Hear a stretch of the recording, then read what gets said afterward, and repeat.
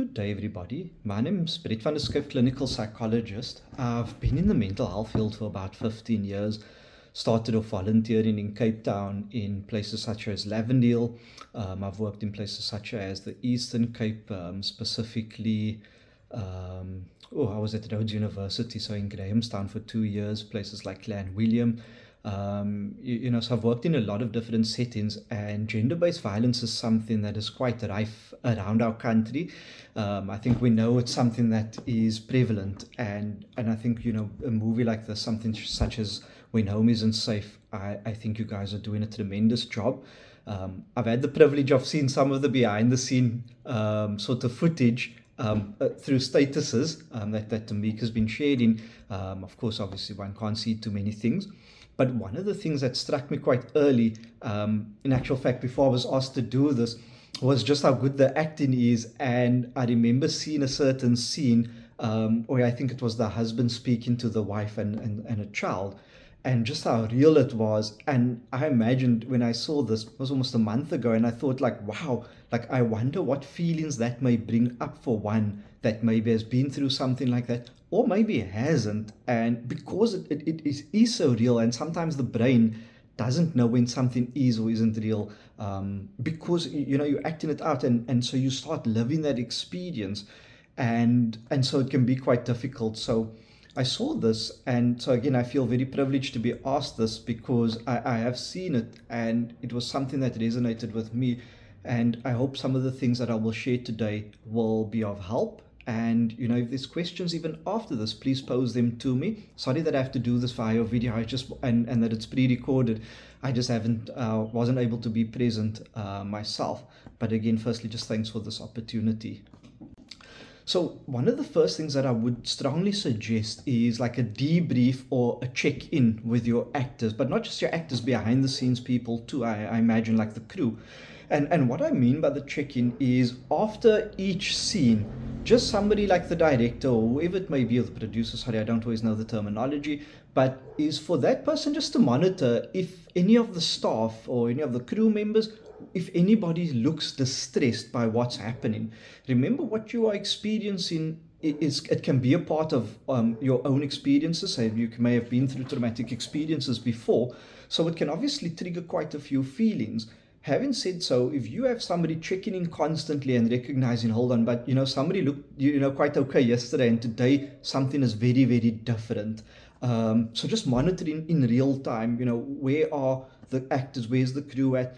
And if you notice something, I think being able to check in, and because I think continuing can create an extensive degree of harm, or just bring up things that have maybe been buried for many years, and you start bringing up things that you're of course not wanting to. So like I said, just real-time check-ins with people can be really helpful.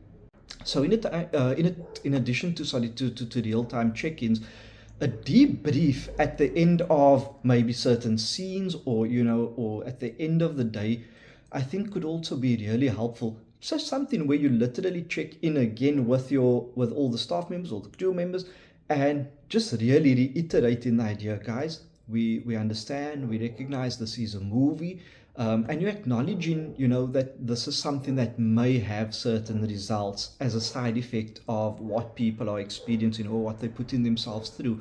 Because I imagine it's not just the physical element, but also the psychological part, just the fatigue that may set in, or again, the setting in. So just like a debriefing at the end of the day, where you acknowledge, guys, this is a movie, but we also acknowledge that it can have certain detrimental effects, and you basically then just checking in. And also like an honest opportunity, if somebody does feel unsettled by the day, where they are able to share that with openly with the crew, or just with whoever's in charge or who's managing the project, and something to say, this is what I'm genuinely feeling after the day. I'm feeling okay, and that's also good to acknowledge. But if you're not feeling okay, to be able to have somebody that is safe to go to, and to be able to share that with them, where it won't be dismissed, but rather where it would be heard, and just being able to share that, and letting go of sort of, I want to say, the day's harm, if we could put it like that.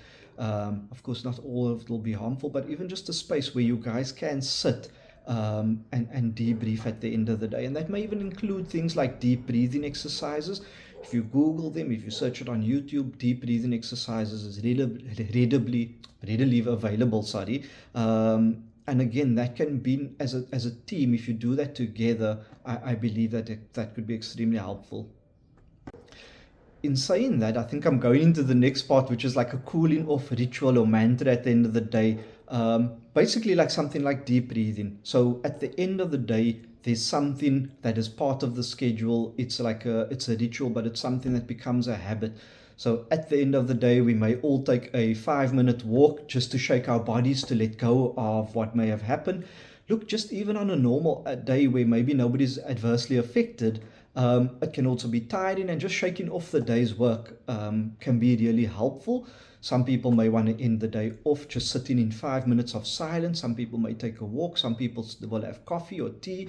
Just something where you connect at the end of the day and reiterating the idea to each other that, we are all here for each other. And you're just doing something to say, like, at the end of the day, we're recognizing again, and I said this earlier, this is a movie. This is something where we sort of want to let go of, the personal things that may have come up through the acting. And so again, this mantra and just little exercise, you guys can also decide, what is something that we would want to do as a team. And you may want to say, as the cast of, when home isn't safe, we acknowledge, just something that you churn out together. And I think that could be quite beautiful. You can also end up off the day with something like prayer, for example.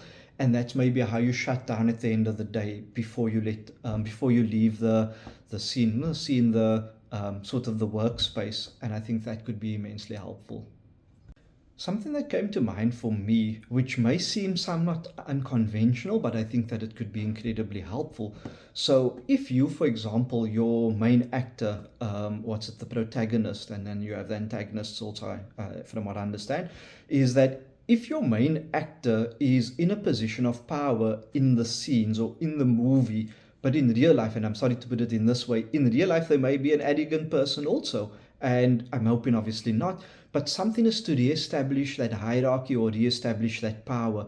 So if, for example, in the movie, your main actor is somebody's a villain, that would be your antagonist, but in the movie, if somebody is of a certain nature and that nature is a not so good nature, I think re-establishing at the end of the day where you realize, hold on, through the acting, we may feel a certain way towards that people and, towards that actor, sorry, and that those feelings become very real. I think it's to just reestablish to who that person truly is in their life, and if that person is a not so good person in real life, and it's very difficult to acknowledge that. And again, I know I may be touching on something controversial, but it's to reestablish that boundaries and for that person to reflect and have a degree of self-awareness. And so it's not just the crew that reestablishes the power that that person has, but that person also reestablishes their own power and connecting with who they truly are. So, for example, if your lead actor is somebody that has to be a villain in the movie, for them to write down who they truly are, outside of acting, and at the end of the day, they reestablish their own sort of power with themselves and realize, and they reconnect with their true characteristics. So, a slightly controversial, slightly unconventional approach, but I think it can be very helpful. It's the same like if you are a manager in a certain setting. Sometimes you have to be harsh. Sometimes you have to take difficult steps. And the point is, when you leave, you're not a villain. You're not a harsh person. You've just had to play certain roles within that workspace, and just kind of reminding you about who your true, what your true characteristics are, and just how that, and just reestablishing that. And I hope that really makes sense. Again, another one is team building. So doing little exercises outside of the workspace or the acting space could also be helpful. So you can decide what is for you. So yes, there's so many different team building exercises. I like the ones where we all just relax, we have coffee, we have lunch together, where we all sit and connect. And it's that in that space you let go of titles, you let go of hierarchy, and in that space everybody is an equal. And I think that just creates a very safe space for everybody. And again, that just sort of lets go of the hierarchy or the sort of feelings that may have come up, very subconsciously, mind you, towards each other on the scene, just because of how real things are. So, team building.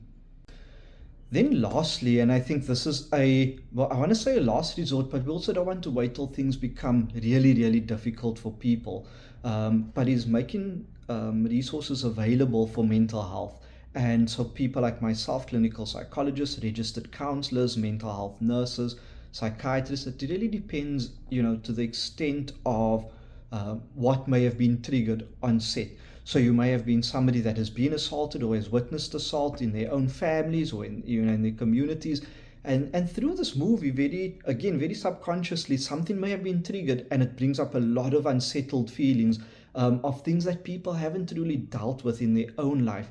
And so it's very likely, and then again, I'm just referring back to some scenes that I've seen, very few, mind you, that I've seen, is that it can bring up real feelings. I remember seeing the scene and thinking, wow, like this, like, sure, the acting is really good, but it also unsettled something in me because of all the cases I dealt with or deal with, actually. And so I just thought, like, wow, I wonder how you guys are coping. So just accessing therapy, and it's not always in the private space. There's a lot of resources available in the government space, NGOs. There's a lot of places that offer services at a heavily reduced rate. So if you guys need any support, please do reach out. If you need me at some stage just to come and debrief and to connect with you, I would love to. I would feel very privileged and to be able to share that, that knowledge and that space with you guys, and just help hold space, where I possibly can. Please let me know. But by all means, I think just reaching out if you need it. And I just want to say, I think you guys are doing really amazing work.